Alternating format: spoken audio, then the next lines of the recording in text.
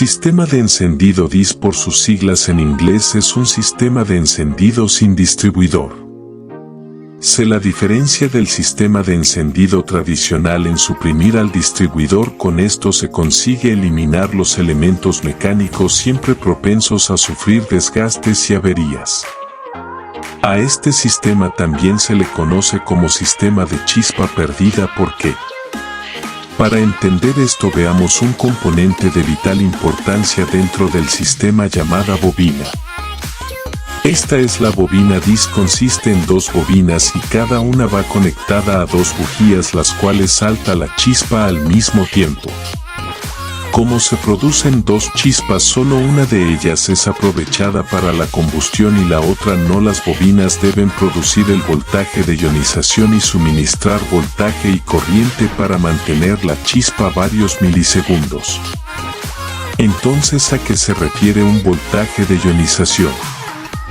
Hay que entender que estas bobinas funcionan similar a un transformador eléctrico, por lo tanto tienen un bobinado primario y secundario. Cuando pasa la corriente a través de la bobina, el núcleo se vuelve magnético. En el momento en que se desconecta la corriente, el campo magnético colapsa y se crea el voltaje de ionización. Hablamos de un voltaje muy elevado, de tal manera que cuando se genera el campo magnético como se ve en azul y se interrumpe inmediatamente, su respuesta es generar una chispa como se ve entre las dos bujías. Ambos extremos de la bobina secundaria están conectados a una bujía. El bloque motor es la conexión eléctrica entre las dos bujías, por lo tanto ambas bujías se conectan en serie. El bobinado secundario, que tiene aproximadamente 100 veces más bobinado que la bobina primaria, genera un voltaje que provoca la intensidad de corriente a través de ambas bujías. Cuando se produce el cambio en el campo magnético, una bujía se alimenta con un voltaje positivo y la otra bujía es negativo con respecto a masa. Por lo tanto, con una bujía la chispa salta del electrodo de masa al electrodo central y con la otra bujía viceversa. Cuando hay dos chispas, solo una genera la combustión. Este es el sensor de posición del cigüeñal, ubicado generalmente en una abertura de la carcasa del volante de inercia. Es un sensor inductivo de captación con el cual la unidad de control que mide la posición del cigüeñal y régimen del motor, y gracias a esta posición es que la unidad de control puede determinar el momento exacto en que se debe realizar la chispa. En volante de inercia está rodeado por una corona dentada. La distancia entre la parte de medición del sensor y los dientes de la corona dentada no es superior a unos pocos milímetros. Entonces, ¿cómo funciona este sensor inductivo CKP? Si se mueve el bloque rápidamente más allá del sensor, el voltaje generado aumenta. Si se aumenta la distancia entre el bloque y el sensor, el voltaje generado disminuye. El bloque es un material conductor magnético.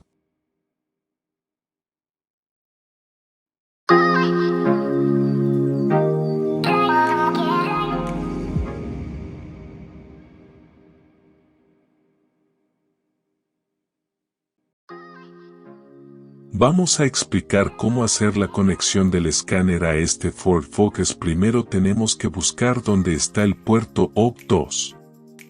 Normalmente estos puertos saben estar al lado de la caja de fusible, y después de conectar en el OP2 en este sistema va conectado al escáner. En este caso estamos en un escáner Bluetooth que va conectado con un sistema B2.0, ya que estos son sistemas Bluetooth que van dirigidos por una pantalla portátil, haciendo que sea más fácil su manejo. Una vez conectado en el escáner, después lo aterrizamos y la siguiente pinza lo conectamos al cilindro 4 del encendido secundario. Tenemos los ajustes de amplitud. En estos parámetros se debe analizar que estén de 5 a 20 kilovoltios. Después vemos el tiempo. Aquí tenemos la tabla de tiempo. Esto tienen que variar dependiendo cómo se realizan los análisis, como ahora vamos a aplicar en 1 milisegundo, y vemos aquí cómo se puede comprobar en qué tiempo se está realizando la combustión. Tenemos en esta secuencia 1.5 ya que vemos que este es el parámetro de funcionamiento de este sistema. Esto significa que está funcionando correctamente.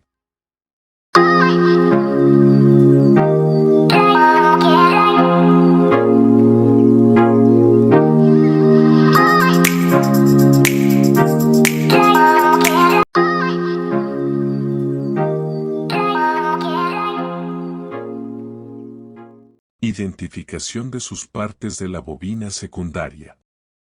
Del literal A, tenemos lo que es el salto de chispa.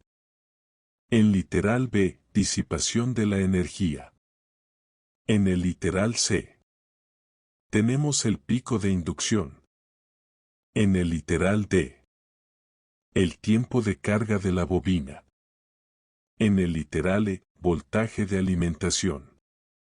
Y en el literal F, amortiguación de la bobina.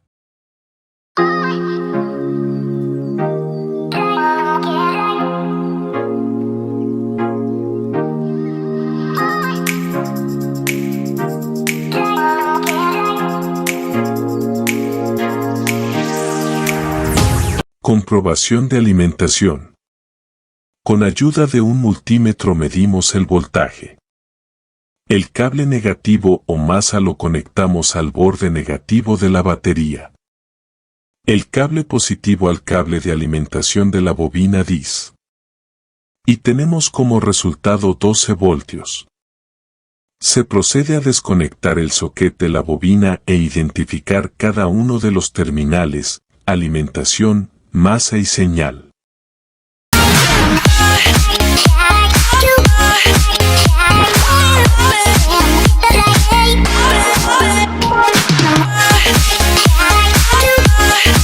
Compruebe la continuidad de los arrollamientos de la bobina y la caída de tensión con ayuda de un ómetro.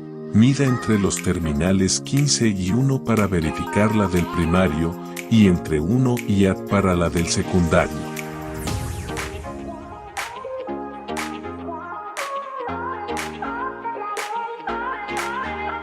Desmonte las bujías del motor e identifique a qué cilindro pertenece. Observe la punta del encendido de la bujía. Recuerde que la apariencia de la punta de encendido de una bujía no solo nos indicará si la bujía es adecuada o no para esta aplicación, sino que también será un testigo para conocer el estado de funcionamiento del motor. Verifique la distancia disruptiva de los electrodos centrales.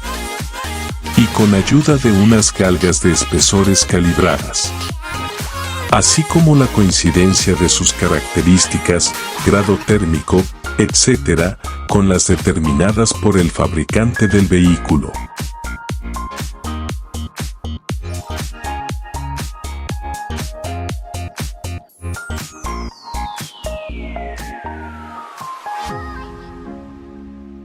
Comprobación de los cables de alta tensión. Con la ayuda de un ómetro mida la resistencia de los cables de alta tensión. Y con un flexómetro mida la longitud de los cables de alta tensión. Registre sus valores. Y considere que según vos el valor recomendado es de 9 a 23 kilo-ohmio por metro.